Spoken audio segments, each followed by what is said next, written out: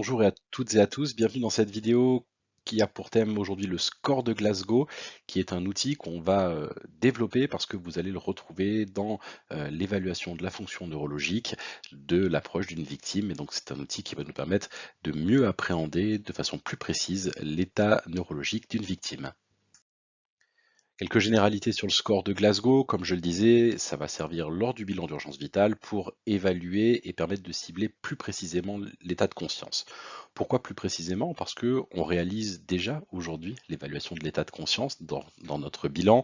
En fait, il existe plusieurs échelles. L'échelle AVPU, qui est celle que vous utilisez sans le savoir, parce que quand vous allez demander de serrer la main, d'ouvrir les yeux, de réaliser certains gestes, par exemple en cas de suspicion d'AVC, fermer les yeux, lever les mains, vous utilisez des éléments de l'échelle AVPU.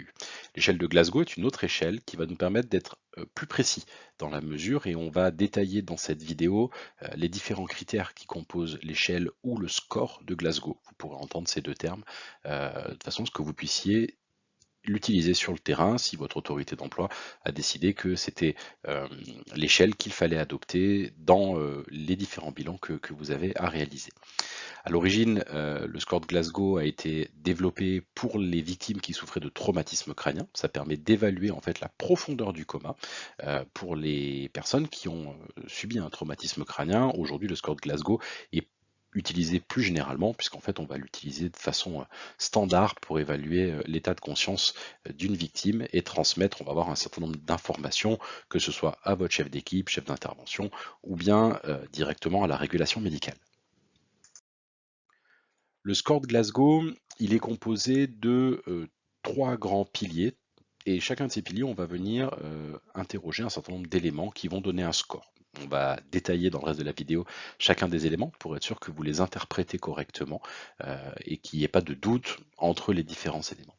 Les 3 grands critères sont l'ouverture des yeux, la réponse verbale et la réponse motrice. C'est ce que vous avez en haut du tableau. Vous pouvez voir que chacun de ces critères va donner lieu à une notation. Les notations, elles vont de 1 à 6.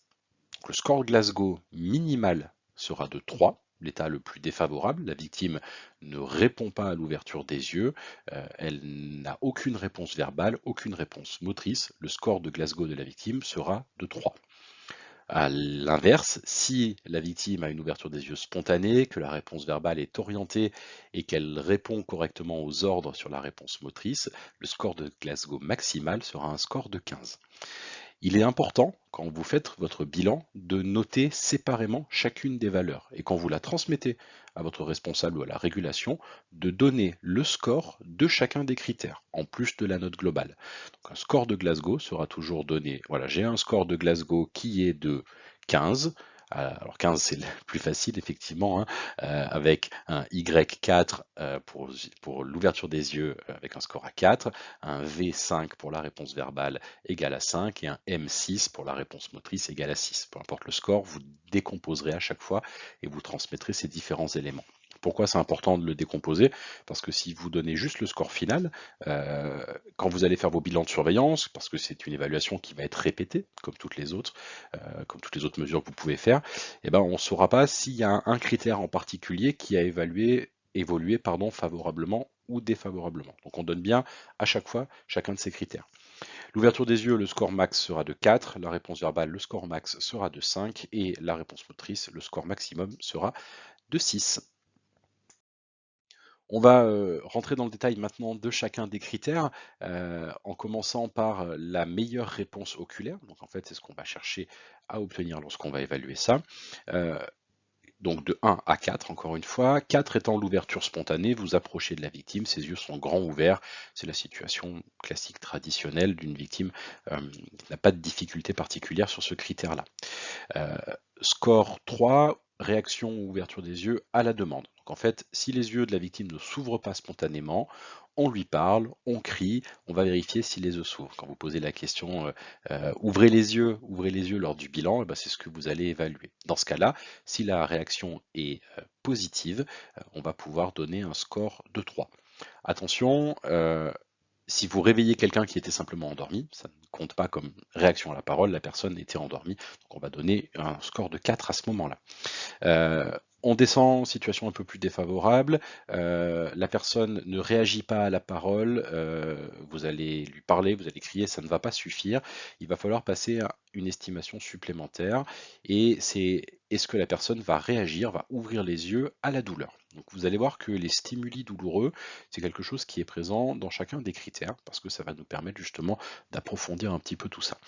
Les différents éléments, vous allez avoir effectivement, selon votre autorité d'emploi, il va falloir que vous vous renseigniez sur ce qui est adapté, ce qui est préconisé par votre référence médicale, mais généralement c'est une pression sur l'ongle, une pression mandibulaire, une pression au-dessus des orbites, du sternum, donc l'ongle qui est préconisé pour nous en tout cas, UDPS 38, ça va être une pression sur la matrice de l'ongle, voilà, de façon à essayer de créer un stimuli douloureux et voir la réaction. Donc, dans notre cadre précis, si à la réaction douloureuse, la personne réagit, eh ben, on va pouvoir coter Y2 avec un niveau 2 puisqu'on est sur une ouverture des yeux à la douleur.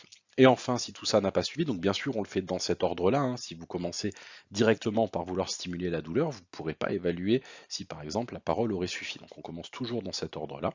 Pas d'ouverture des yeux, vous donnez un score de 1 puisque l'ouverture des yeux est nulle. Et vous passez au critère suivant. Le critère suivant, c'est l'évaluation de la meilleure réponse verbale. Donc cette fois-ci, ça se fait sur 5 éléments. Le score va donc de 1 à 5. 5, votre victime est orientée. On parle d'une orientation spatio-temporelle correcte. Vous avez déjà entendu ça. Vous lui demandez son nom, où est-ce qu'on se trouve, quel jour on est, des éléments qui sont vérifiables. Si la victime répond correctement, on dit qu'elle est orientée. Donc le score de la meilleure réponse verbale, ce sera 5, V5. Si elle vous répond maintenant sur un élément 4, donc de façon confuse. Qu'est-ce qu'on dit de façon confuse? C'est une victime qui prononce des mots, des phrases avec du sens, mais elle est incapable de donner des réponses correctes à des questions simples. D'accord? Donc elle a une élocution qui est cohérente, mais elle est désorientée ou confuse. Si encore plus défavorable, le niveau 3, c'est ce qu'on appelle une réponse inappropriée. Donc dans ce cas-là, la victime va prononcer un ou deux mots, elle peut dire le nom de ses proches. En fait, il y a du vocabulaire, mais c'est aléatoire et il n'y a pas d'échange de conversation. Voilà. Vous allez poser une question, il n'y aura pas de réponse, même pas de réponse désorientée. C'est vraiment, il n'y a pas cette notion de conversation, réaction complètement inappropriée. Réaction ensuite de score numéro 2, c'est incompréhensible. Incompréhensible, effectivement, c'est une personne qui va gémir, qui va grogner, qui va murmurer, qui va émettre des onomatopées, des sons, mais il n'y aura pas de... voilà, c'est un discours complètement incompréhensible, qu'on va coter 2. Et enfin, s'il n'y a pas de réponse verbale, ce sera un score de 1, aucune réponse verbale. Le dernier critère, qui est la réponse à la motricité, enfin au stimuli de la motricité, qui est peut-être un des critères les plus difficiles à appréhender et à reproduire. Donc moi, je vous conseille vraiment de vous rapprocher de votre équipe de formateurs ou de vos chefs d'équipe, de façon à voir comment concrètement on peut réaliser ces éléments-là et avoir quelques conseils et quelques retours. Si vous avez des infirmiers, des médecins dans vos équipes, n'hésitez pas à les solliciter pour justement travailler sur les réponses. C'est peut-être l'élément le plus complexe. Il est coté sur 6, 6 étant le meilleur score comme d'habitude, avec une réponse adaptée à plusieurs ordres. Est-ce que vous pouvez me serrer les mains? Est-ce que vous pouvez lever les bras? Est-ce que vous pouvez bouger les orteils, les pieds? Bon, pas de difficulté si c'est réalisé correctement de façon répétée, en tout cas avec plusieurs ordres, il n'y a pas de problème là-dessus. Score numéro 5, la victime va pouvoir localiser la douleur. C'est-à-dire que vous allez apporter un stimuli douloureux sur un côté de la victime ou à un endroit particulier de son corps. Donc, attention à l'évaluation de ce critère-là, que la victime ne soit pas dérangée dans tous les sens. Souvent, en équipe, hein, on va un qui va prendre le pouls, la tension, la SAT, la ventilation. Lors de cet élément-là, il vaut mieux qu'il y ait une seule personne qui réalise cet élément-là, de façon à ne pas fausser un petit peu les critères. Donc si la victime est capable de localiser la douleur et qu'elle va vers l'endroit où vous avez posé la douleur. Votre victime par exemple est allongée, vous allez stimuler un des côtés de la victime et la victime va venir spontanément chercher le côté de la douleur, d'accord? On dit qu'elle est capable de la localiser, elle est capable d'aller à l'origine de la douleur. Donc ce sera côté 5. Si la réponse est inadaptée, on parle aussi d'évitement, elle va éloigner la partie du corps pincé, ça veut dire qu'elle va se retirer ou se replier face à la douleur. Donc elle ne va pas y avoir la localisation, ok, vraiment être sur un symptôme d'évitement. Euh, donc ce sera côté 4. Pour les éléments 3 et 2, donc la flexion et l'extension à la douleur, c'est ceux-là qui ne sont pas forcément évidents. C'est des mouvements qui sont dits stéréotypés. En fait, si on prend le niveau 3, donc qui est la flexion à la douleur, qu'on appelle également une décortication, vous allez avoir effectivement, comme sur le schéma qui est juste en dessous, une flexion stéréotypée. C'est-à-dire que les personnes qui présentent cet état-là auront toujours ces mêmes réactions qui seront identiques. D'accord? Donc c'est ce qu'on appelle de la décortication. Maintenant, si lors de la douleur, la personne fait une extension et non pas une flexion, donc comme sur le schéma le plus bas, on va parler de décérébration et donc on notera extension à la douleur. Par exemple, une des façons d'évaluer, c'est de mettre les bras de la victime sur l'abdomen, de réaliser un stimuli douloureux et de voir comment les bras évoluent. Donc on va être soit ce mouvement de flexion, effectivement, soit, alors je ne le fais pas ici parce que c'est en bas comme ça, mais de décérébration, hein, avec, voilà, tac, sur le côté, comme vous l'avez sur la vidéo. Donc ça, il faut vous entraîner et pas hésiter justement à en discuter avec vos responsables, vos référents, vos formateurs ou votre équipe médicale.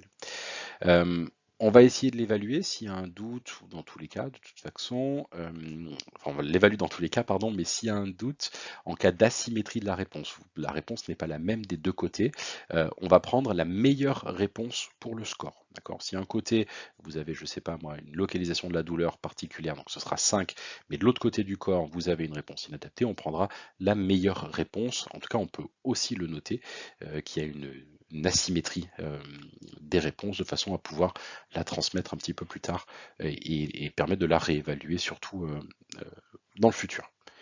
Donc une fois qu'on a nos différents critères, qu'est-ce qu'on va faire? Eh ben, on va faire la somme, je vous l'ai dit, on va noter chacun des critères et faire la somme. Et puis ça va nous permettre d'avoir un niveau d'état de conscience. Alors, nous, secouristes, ça ne changera pas le cours des choses pour notre bilan, puisque l'interprétation, en fait, on va simplement transmettre le score. Donc ce que je vous dis là, c'est plutôt en termes de connaissances générales autour de ce sujet-là. Il est évident que plus le score est bas, plus c'est compliqué. Ça va être intéressant pour nous, parce que plus le score est bas, plus il va falloir se préparer peut-être à avoir une réanimation, à avoir des personnes qui sont inconscientes ou qui vont devenir inconscientes, voilà, en fonction de l'évaluation. Donc peut-être préparer du matériel supplémentaire, organiser des renforts plus rapidement que quelqu'un qui aurait un score de Glasgow qui serait élevé. Et ça ne veut pas dire qu'elle n'a rien, cette personne. Ça veut, voilà, on est peut-être un peu plus rassuré à ce moment-là en termes de gradation.